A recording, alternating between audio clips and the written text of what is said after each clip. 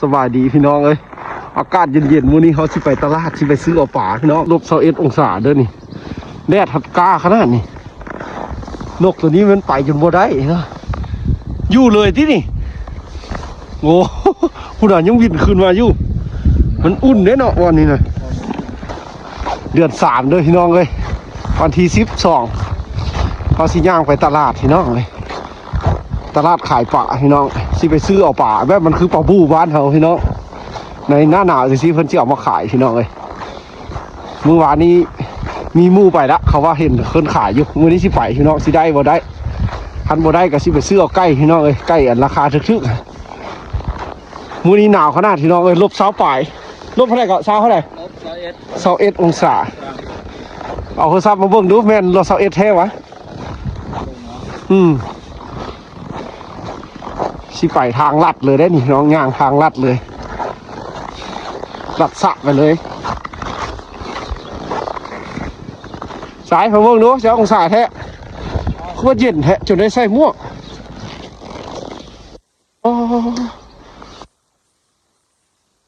เมืองจูเม่นพี่น้อง-21 องศาเด้อนี่แดดทัดกล้าขนาดนี้เอ้า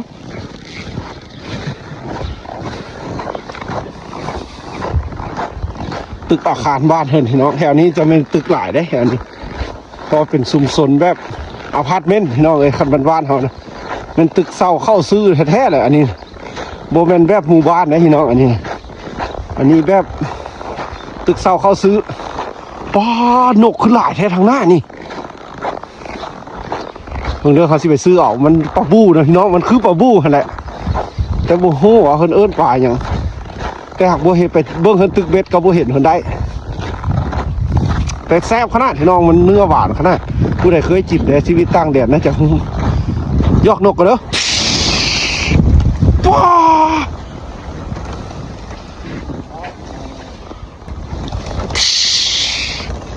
ว้าคักเว้ย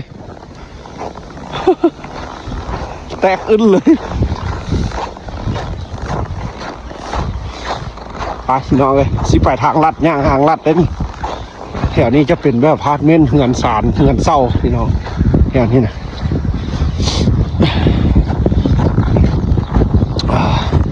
โอ้บ่อนลิ้นหลายเนาะตั้งสิย่างไปซื้อเอาป่าได้พี่น้องเพราะว่ากินป่าเนี่ยก็แซ่บกว่าพี่น้องเลยกินเป็ดกินไก่นี่แหละชีวิตของเขาพี่น้องแต่ละมื้อเลิกจ้างเฮียนแล้วก็ไปซอกอาหารการกินพี่น้องเลยกินไก่กินหมูกินปลาไปซะแหละพี่น้องเมื่อได้โชคดีกะได้กินซีนกินลาบไปซะละลาบงัวแล้วก็สิถ่ายบรรยากาศให้เบิ่งพี่น้องนี่แถวนี้กับแบบต่างจากแถวเขตชนบทนะที่เขาไปอันนี้เฮือนก็จะเป็นลักษณะเดียวกันเลยพี่น้องเลยนี่เป็นแบบอพาร์ตเมนต์เป็นตึกสั้นเลี้ยงกันเลยได้แถวนี้ที่อยากให้พี่น้องเบิ่งว่าเป็นอาคารที่บ้านเศร้านะที่เป็นจังไดอยู่ตั้งแดดพี่น้องก็จะมีตึกแล้วก็มีสนามให้เด็กน้อยเล่นแถวนี้อยู่รัสเซียพี่น้องตึกกระซ้อนกันจะสิละตึก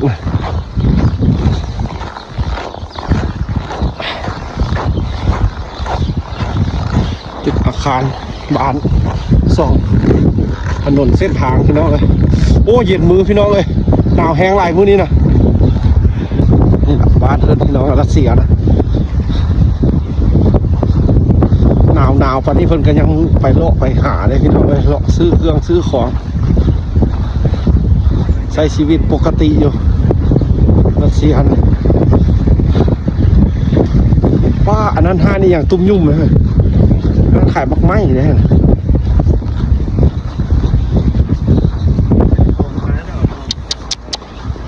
ตาเห็นไหมจะเป็นตึกข่วงไปนี่เลยเนาะแถวนี้เส้นทางแถวนี้นะนั่นจะเป็นห้างมักไม้เนี่ยน้องขายมักไม้เนี่ยเป็นพวกซาวอันโบเป็นคนรัสเซียได้ที่น้องขายนี่จะเป็นแบบพวกเนี่ยก็ซาวแบบมุสลิมนะเพิ่นจะมาตั้งห้างขายแบบนี้นี่ห้างขายมักไม้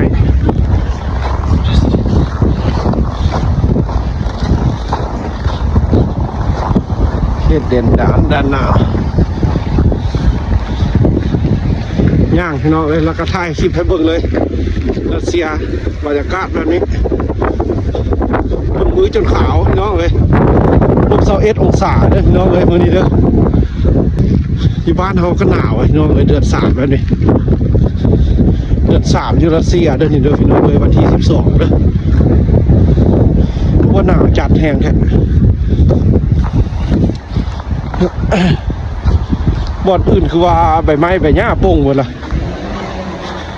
แต่อยู่รัสเซียแตกต่างเด้อพี่น้องเลยยังหนาวอีหลีหนาวคนฤดูหนาวหนาวคนเดือน1 เดือน2ครับพี่น้องเลย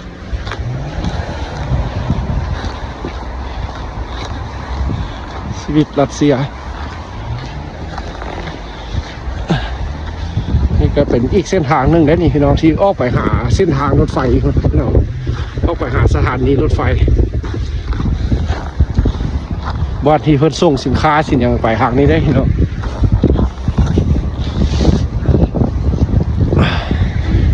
ออกไปทางนี้นะนอกเมืองพี่น้องแถวเลยเส้นทางตรงนี้นะถ้าข้ามทางพี่น้องพอได้มาถ่ายจักเทื่อได้ทางนี้พี่น้องแถวนี้จะมีแต่ตึกมีอย่างพี่น้องแถวนี้นะจะเป็นตึกสั้นกันเลยพี่น้องจะเป็นแบบอาหารเน้นเฮือนเศร้าเข้าซื้อแท้ๆเลยครับจะบ่มีแบบเฮือนหมู่บ้านจะบ่มีพี่น้องแบบนี้จะเป็นเฮือนอยู่แค่นี้ถ้าข้ามทางพี่น้องเอาเดี๋ยวไปฮอดฮานเฮาสิถ่ายเบิ่งเด้อป่าอยู่รัสเซียพี่น้องป่าบ่แห้งได้นี่พี่น้องป่านะฮอดแล้วพี่น้องโอ้ยเย็นว่ะอันนี้มันป่าอย่างปลาซิมอนบอกป่านะใหญ่คนอันที่ไปตึกเอาเนาะใหญ่คนตึกมั้ยยังอยู่ได้นี่พี่น้องเลยยังดิ้นอยู่เด้ปลาบูขนาดพี่น้องแม่นแล้วนี่มาถุงเท่าไหร่นี่โลเท่าไหร่โล120ห้างขายป่าโดยเฉพาะพี่น้องอันนี้โบมีอันอื่นเลยขายป่าโดยเฉพาะเลยเนี่ย นี่พี่น้องป่านี่นะแพงขนาดนั้นราคานะพี่น้องเบิ่งไว้นี่มันหน่วย10 100 1,000 2,000ได้นี่พี่น้อง500,000เท่านี้1 กิโล500,000ป่านี่นะ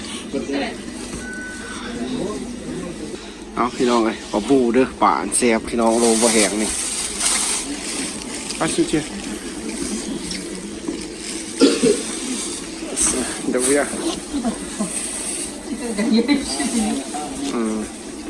ใจดีได้ไงปีใหม่เรามักเอาให้ของขวัญล่าจ่ายเป็นเงินสด300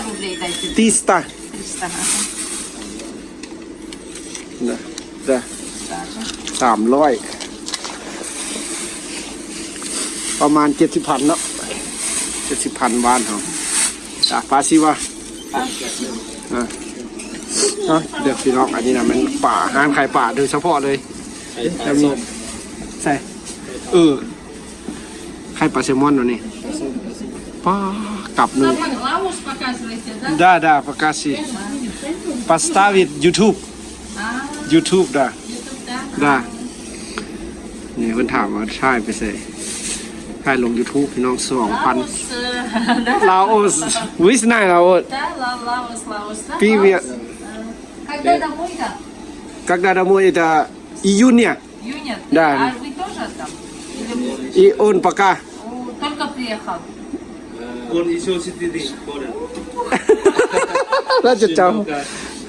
А вы уже июня домой, да? ำได้домой да июня Ну, хорошо. Ты 4 года уже здесь, да? Тут что, холодно? Нет да тут тоже да А там же тепло. там тепло да Там змея много, да, змея много? да смерть много Не боитесь от змей? Нет แบบคนถามว่างูพี่น้องงูหลาย Змея очень много, да? да смерть А там это, которое большое, этого, удав нету питона или есть? Большой нету, да? Который человек кушает, такого нет. Маленький. Мало да как это он кушает человек это мало อันนี้มันแผนที่รัสเซียเด้อพี่น้องอลาคอนดา Анаконда Да. нету или есть? нет только наверное А по-русски, да, нет, да? да Вам же Таиланд рядом, да? Лаос, Таиланд, еще что рядом? เวียดนาม กินไต้ Тай, да? นะมา Да. ถ่ายเบิ่งพี่น้องเด้อถ่ายป่าเมืองห้านขายป่า Это уже คันมาหาเพิ่นฮะ туда приедете, ป่าในวะนี่ работать, да? ป่าใน А у вас столица, да, какой город? เวียนเทียน เวียนเทียน เพิ่นก็ถามหาหลายถามเมืองหลวงถามอย่างนี้เนาะนี่เอ้ามุสนาสนิไมปากกาสิดาโอ้ยโอ้ยอีตะกักนาสิไว้ซะหรือบ่ Это скумбрия. สกุมเบีย Это океаническая рыба, с океана возит. นี่รัสเซีย Россия. Россия, да? Этого, да. Москвы, да. แมันใกล้ๆอย่างก็ลีกา Баренцево море. บาลินซา Баренцево море, да. Это Мурманск. มูเลีย Да, да, море. Баренцево море. Это, Вот. это стерлинг называется. Это северное, где северный ледовитый океан. Где вот это Ямал оттуда возит. хорошо это очень дорого 30,000กะลาบ่ได้หรือบาทนะ Да. ป่าที่แพงที่สุด 2,500 2,000ตัวนี้ Это на змею похоже. Да? да а коsi ปาชิวเนี่ยนี่พี่น้องอันนี้มันห้านพี่น้องเลยห้านที่แบบขายป่าโดยเฉพาะเลยดิที่แบบมือก้อนเขาก็มาทำอันนี้มันห้านเด้อห้านขายป่าพี่น้องที่แบบเป็นป่าของชาวประมงที่ไปซอกมาขายพี่น้องเลยนี่ป่าที่ราคาแพงที่สุดของรัสเซียพี่น้องเพิ่นว่า สุดยอดของป่าพี่น้องใครรู้ได้ว่าอันนี้เป็นป่าอย่างเขากระท่ายแล้วเมื่อกี้นี้ สิไปซื้อเอาใกล้พี่น้องบ้านนี้นะอันนี้ถือว่าเป็นห้างขายป่าสำหรับเมืองนี้มีบ่อนนี้พี่น้องบ่อนเดียวนี้นี่แหละพี่น้องตลาดบ้านเถิดเด้อสถานที่จอดรถจอดรางกระสินอยู่นี่ละ ขายครบสุดอยู่นี่ขากลับขี่รถเมล์พี่น้องเลยหนาวโพดเมื่อต้มป่าจริงพี่น้อยอากาศหนาวบนย่างบนไหลขี่รถเมล์เอาขอบใจพี่น้องเด้อที่ครับสมของมือนี้ในการมาซื้อป่าเมื่อน้อยถ่ายป่าให้เบิ่งป่าอยู่รัสเซีย